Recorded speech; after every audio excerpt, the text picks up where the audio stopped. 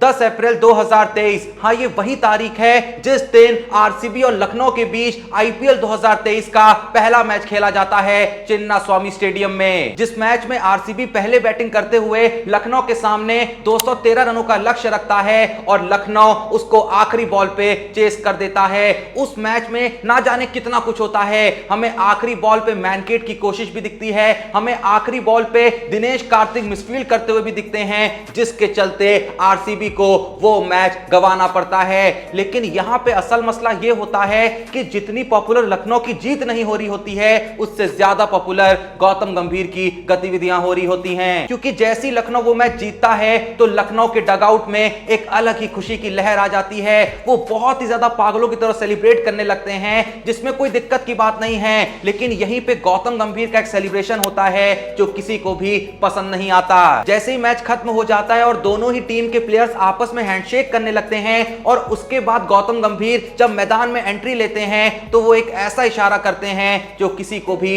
बिल्कुल रास नहीं आता। गौतम गंभीर वहां मौजूद चिन्नास्वामी स्टेडियम के क्राउड को होठों पे उंगली रख के इशारा करते हैं कि थोड़ा सा शांत हो जाओ क्योंकि तुम ये मैच हार गए हो। और ये जो इशारा होता है, जैसा मैंने कहा, ऐसा नहीं कि आरसीबी वालों को सिर्फ रास नहीं आता बल्कि पूरे देश को ही गौतम गंभीर की तरफ से ये हरकत बिल्कुल भी पसंद नहीं आ रही होती। अब देखिए, ये तो सब जानते ही हैं कि जो गौतम गंभीर हैं वो थोड़ा सा ओवर एक्सप्रेसिव हैं। जब भी वो कोई क्लोज मैच जीतते हैं वो थोड़ा सा ओवर एक्सप्रेस करते हैं, लेकिन इसमें कोई दिक्कत की बात नहीं है। विराट कोहली को भी अक्सर देखा गया है कि वो विकेट लेने पे, मैच जीतने पे थोड़ा सा ओवर एक्सप्रेस करते हैं। लेकिन दिक्कत जो थी वो थी गौतम गंभीर के इस जेस्चर से, क्योंकि गौतम गंभीर वहां पे भूल गए थे कि ये जो मैच चल रहा है वो कोई दो देशों के बीच नहीं चल रहा है बल्कि भारत की ही दो टीमों के बीच चल रहा है। और आप जिस क्राउड को ऐसा इशारा कर रहे हैं वो क्राउड भी आपके देश का ही है। वो क्राउड कोई दूसरे देश का नहीं है कि उनको आप नीचा दिखाने की कोशिश कर रहे हैं। वो आपके ही लोग हैं, जो आपके ही फैन हैं, जो आपको भी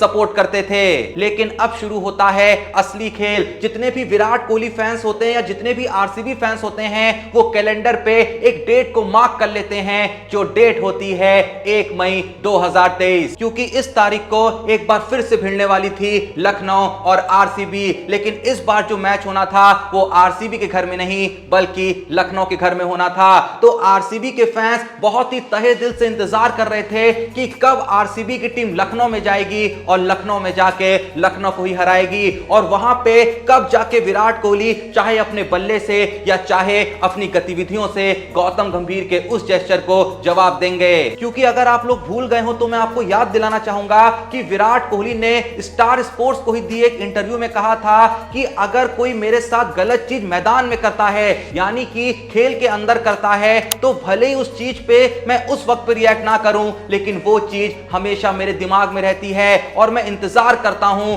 कि कब उस चीज का मैं असल तौर पे जवाब दे पाऊं। अगर आपके साथ कोई कुछ गलत करे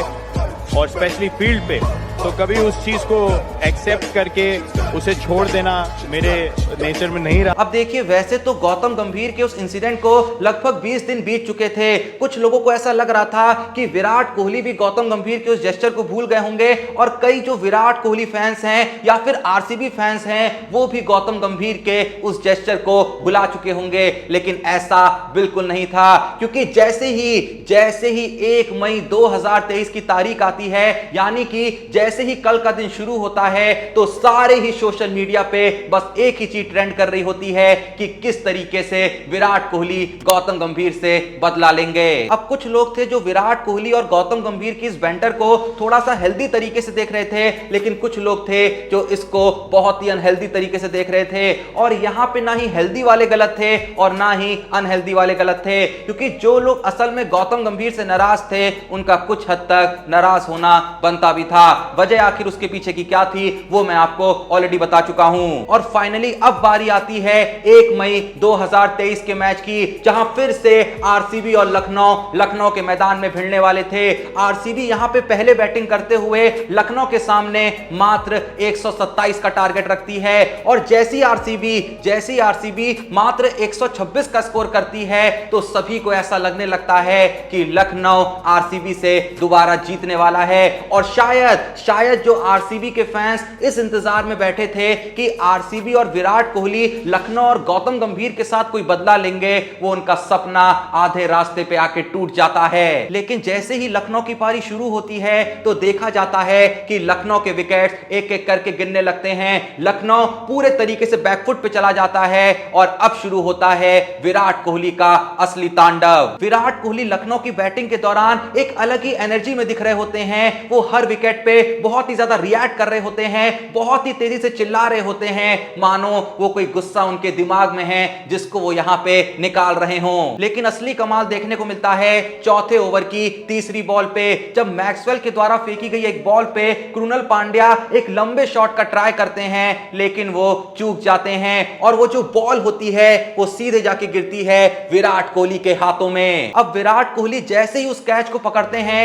तो उनकी तरफ से भी कुछ वैसा ही जेस्चर देखने को मिलता है जो लगभग 20 दिन पहले गौतम गंभीर की तरफ से देखने को मिला था। लेकिन गौतम गंभीर के जेस्चर में और विराट कोहली के जेस्चर में जमीन आसमान का अंतर होता है। गौतम गंभीर जहां 20 दिन पहले चिन्नास्वामी के क्राउड से शांत रहने को कह रहे थे, तो वहीं पे विराट कोहली जैसी कैच पकड़ते हैं तो सबसे पहले एक किस को ऑडियंस की तरफ पास करते हैं और उसके बाद वो उंगली को अपने होठों पे जरूर रखते हैं, सिर्फ ये बताने के लिए कि मैं ये इशारा नहीं करने वाला हूं, मैं तुमसे ये नहीं कहने वाला हूं कि पूरे तरीके से शांत हो जाओ, बल्कि इसके ही उलट विराट कोहली वहां मौजूद सारी जनता से कहते हैं और शोर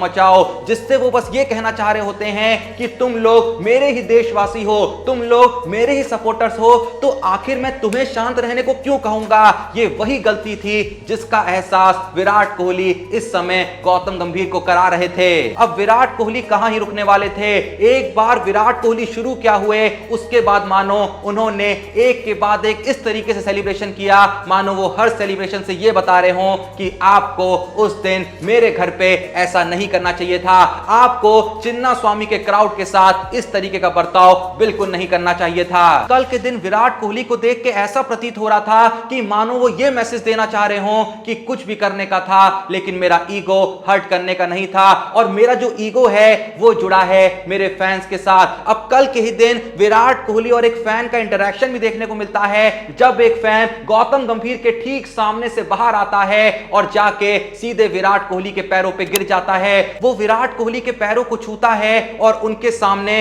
अपने दोनों हाथों को जोड़ता है। और यहां पे पता है सबसे खास बात क्या थी, देखो फैन इंटरैक्शन तो ऐसे बहुत हुए हैं, कई बार ऐसा देखा गया है कि कितने फैंस आके धोनी के पैर छूते हैं, कितने फैंस आके रोहित शर्मा के फैन छूते हैं और इसी तरीके से कितने फैंस आके विराट कोहली के भी पैर छूते हैं। लेकिन कल के इस जेस्चर में सबसे खास बात यह थी कि मैच हो रहा था लखनऊ में, जो कि आरसीबी का अवे ग्राउंड है, लेकिन इस फैन ने यह मैसेज दिया कि जब आप आईपीएल खेलते हो तो ये भूलो मत कि आपके जो फैंस हैं वो आपको बस होम ग्राउंड पे मिलेंगे। आप लोग असल में भारतीय क्रिकेटर पहले हो और उसके बाद आईपीएल के क्रिकेटर हो, तो इसलिए इस बात को याद रखो कि आपके फैंस किसी एक शहर में नहीं बल्कि पूरे देश में मौजूद हैं। तो जब आप नीचा दिखा रहे हो तो यह भी याद रखो कि आप नीचा देश के बाहर के लोगों को नहीं बल्कि अपने ही देश के लोगों को दिखा रहे हो। बाकी जैसा कि आपको पता ही होगा कि कल के दिन मैच खत्म होने के बाद भी विराट कोहली और गौतम गंभीर के बीच कुछ कन्वर्सेशन देखने को मिलती है, जहां पे वो दोनों ही थोड़े से रूड दिखाई दे रहे होते हैं, पर सेम टाइम पे दोनों ही एक दूसरे को कुछ एक्सप्लेन कर रहे होते हैं, लेकिन उस एक्सप्लेनेशन में थोड़ी सी भी मोहब्बत नहीं होती है। मानो विराट कोहली उनको समझाना चाह रहे हो कि आपने वहां जो किया था उसी को देख के मैंने यहां ये किया है, तो आपको ये समझना होगा कि आपने वहां पे जो किया था वो गलत था और आपने शुरुआत गलत की करी थी तो एंड भी गलत नहीं होना था ना। अब जो भी ये वीडियो देख रहा है, आप लोग का इस पूरे ही प्रकांड के बारे में क्या सोचना है, आप लोग का इस पूरे ही कांड के बारे में क्या कहना है, कौन सही था, कौन गलत था, कौन कितना सही था, कौन कितना गलत था, जो भी आपका मानना है ऑनेस्टली कमेंट में जरूर बताइएगा। वीडियो पसंद आई तो वीडियो को एक लाइक दीजिएगा और अगर आपने चैनल को सब्सक्राइब नहीं करा है तो ऐसी जबरदस्त स्टोरीज देखने के लिए अभी के अभी चैनल को सब्सक्राइब करिएगा। बाकी मिलते हैं नेक्स्ट वीडियो में, तब तक के लिए जय हिंद, धन्यवाद।